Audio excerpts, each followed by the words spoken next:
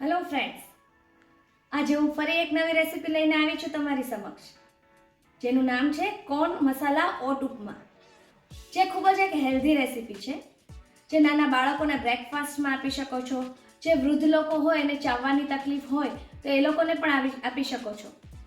આવી જ નવી નવી રેસીપીઓ શીખવા માટે મારી ચેનલ અ પિંચ ટુ ટેસ્ટને સબસ્ક્રાઈબ કરવાનું ભૂલશો નહીં. કોર્ન ઓટ ઉપમા બનાવવા માટે આપણે લઈશું એક પેનમાં તેલ લઈશું,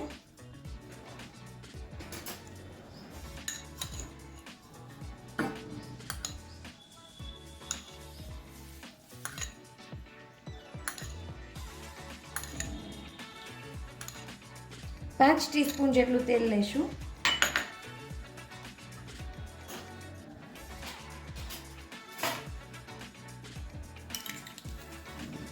રાઈ નાખીશું,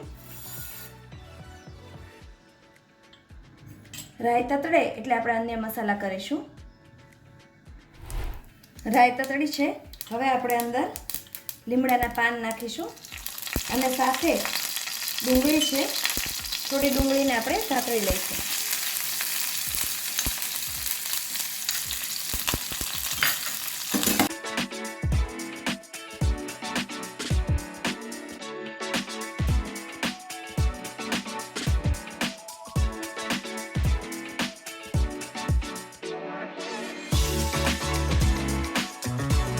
આપણે ડુંગળીને બહુ નથી સાતળવાની, એનો જે કાચો ટેસ્ટ જતો રહે એટલું જ આપણે એને સાતળવાની છે.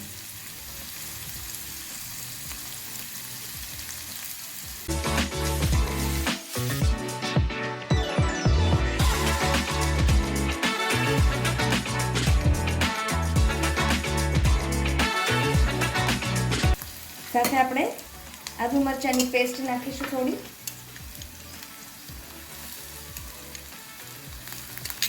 એને પણ સરસ સાતળી લઈશું.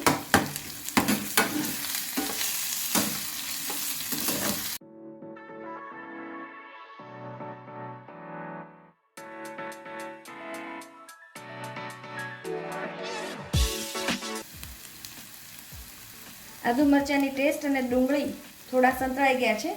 હવે આપણે ઓટ્સ લઈશું.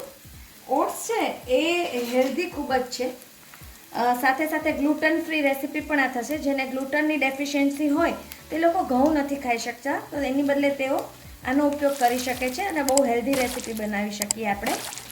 ઓટ્સ છે એને મેં ક્રશ કરી લીધા છે, રફલી ક્રશ કરવાના છે અને એનો પાવડર બનાવવાના છે. 1 કપ ઓટ્સ લીધા છે.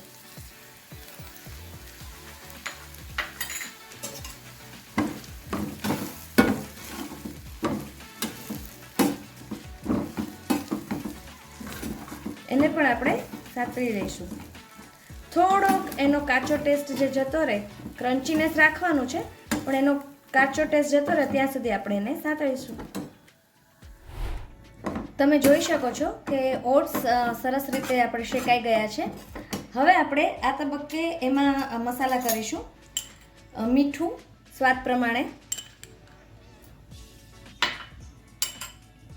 અહીંયા મેં સરસ કલર થોડો અને મસાલો આવે એની માટે હળદર લીધી છે. ચપટી આપણે હળદર નાખીશું, જસ્ટ કલર પૂરતી. પ્રોપર મિક્સ કરી લઈએ. સાથે આપણે વેજીટેબલ પણ એડ કરીશું. અહીં મેં બાફેલા વટાણા લીધા છે, તમે કોઈ પણ વેજીટેબલ એડ કરી શકો છો. અડધો કપ વટાણા, અડધો કપ બોઇલ મકાઈના દાણા લીધા છે. તમે ગાજર, કેપ્સિકમ તમારા ટેસ્ટ પ્રમાણે તમે કાંઈ પણ એડ કરી શકો છો. પ્રોપર મિક્સ કરી લઈએ.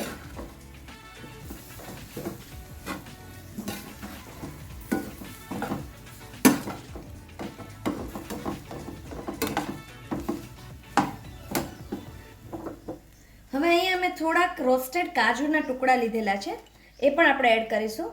એનાથી ટેસ્ટ બહુ જ સરસ આવે છે.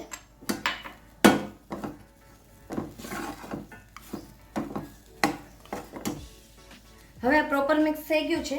હવે આપણે અહીંયા ગરમ પાણી છે, એ આપણે 1 કપ ઓટ્સ હતા તો અહીંયાથી 1.5 કપ જેટલું ગરમ પાણી છે એ એડ કરીશું. ધીરે ધીરે એડ કરતા રહીશું.